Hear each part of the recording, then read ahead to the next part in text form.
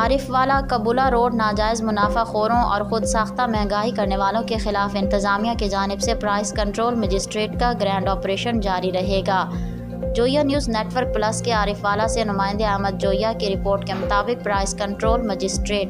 بہادر خان بلوچ نے حساس ادارے کے عملے کے ساتھ قبولہ منڈی میں دکاندار کو بے ضابطگی اور ناجائز منافع خوری پر ہزاروں کے قریب جرمانے کیے ہیں۔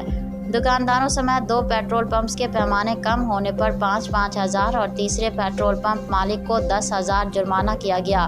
پرائس مجسٹریٹ بہادر خان بلوچ کا کہنا تھا کہ تمام دکاندار ریٹ لسٹ پر فوکس کریں، خود ساختہ مہنگائی کرنے والے کسی رعایت کے مستحق نہیں۔ قبولہ چوک مرلہ شہر کے عوام نے پرائس کنٹرول مجسٹریٹ کے بارے میں بات کرتے ہوئے کہا کہ سابق دور میں کوئی بھی پرائس کنٹرول مجسٹریٹ گلیوں میں پھرتا دکھائی نہیں دیا،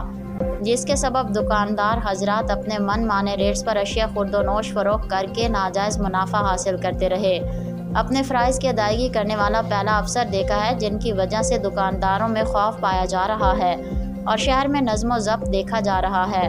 پرائس کنٹرول مجسٹریٹ بہادر خان بلوچ کا مزید کہنا تھا کہ اس طرح گرد و نواح میں آپریشن جاری رکھے جائیں گے اور روزانہ کی بنیاد پر چیکنگ کرتے ہوئے تمام معاملات کو بہتر بنایا جائے گا۔